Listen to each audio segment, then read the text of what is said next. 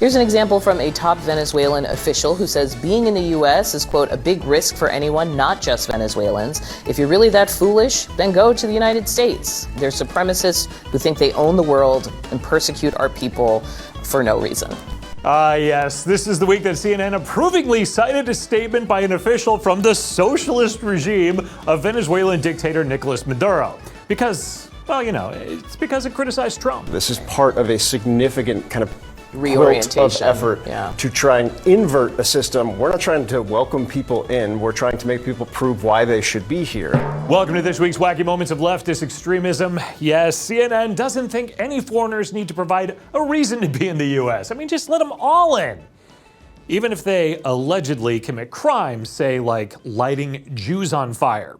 Please be very hesitant to call that terrorism, even if the FBI says that's exactly what it is. We don't know if the victims were specifically attacked for their, for who they were, and we don't know exactly who the perpetrator is. So this is a really not great for the FBI to get so far ahead that everyone is sort of now having to sort of unwind and then maybe rewind or state the same thing consistently in the future if it does turn out being terrorism. It turned out to be terrorism. Surprise. But what comes as no surprise is that CNN found a way to blame Trump and his federal cuts for the incident. There is a link between sort of the decision to not really focus on prevention. That was sort of the decision by DOJ and all of these cuts. And that will have an impact on both reporting and the protection of various communities, and in particular, the Jewish one. See, it was Trump's fault.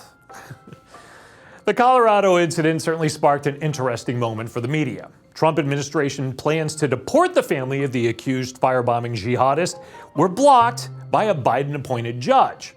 But the media didn't really want to report on the judge's actions. A federal judge today blocked the government from deporting the family of the alleged Boulder, Colorado firebomber to ensure they get due process. The Egyptian national is accused of injuring 15 people in the attack on a demonstration in support of Israelis held hostage by Hamas. I counted 18 seconds given to that story on CBS. I mean, since when don't judges blocking Trump deportations go immediately to the top and dominate the newscast?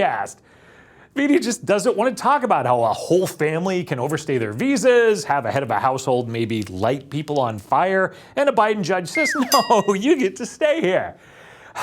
So you have to ask yourself, what aspect of the Colorado incident does the media want to talk about?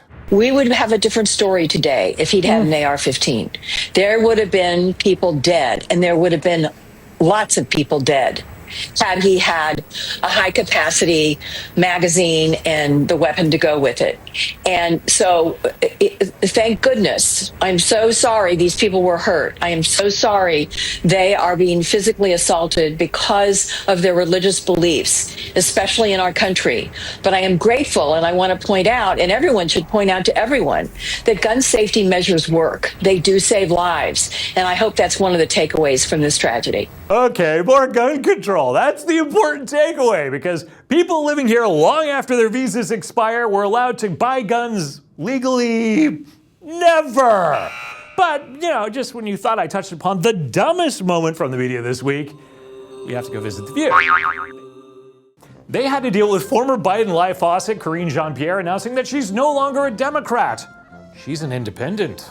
I think we need to stop thinking in boxes and think outside of our boxes. Certainly an interesting thing for the first Black, openly queer White House press secretary to promote, but The View had lots to say about it. Whoopi, you've been an independent for a while.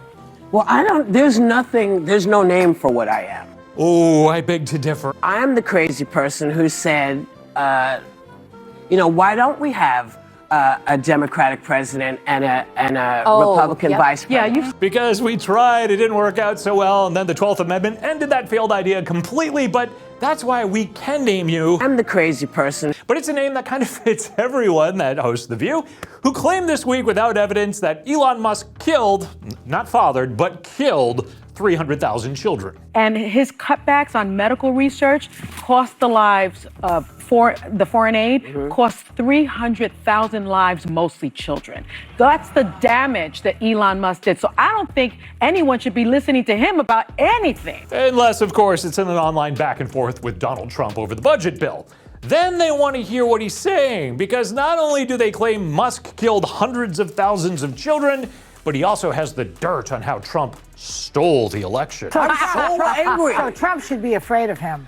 I think Trump is He has afraid the of him. receipts on the election. I remember a time when the media hated election deniers. And I also think, Whoopi, this is really dangerous because people now are questioning our very democracy and questioning the legitimacy of Joe Biden's election and that as president. And I think that's terrible. But now a Republican won an election. So yeah, it's cool to deny it. He has the receipts on the election. It's almost like the vacant heads of The View will spew forth any kind of propaganda and lie in order to push a leftist agenda, which is probably why some people thought they were a shoo-in for a job there. Think outside of our boxes. I'm Eric Scheiner asking you to go check the MRC homepage, check the box for a donation, visit MRCTV.org for all the latest in videos, news, and entertainment, and be sure to like, share, and subscribe to these videos. We'll be back soon with another look at leftist media madness.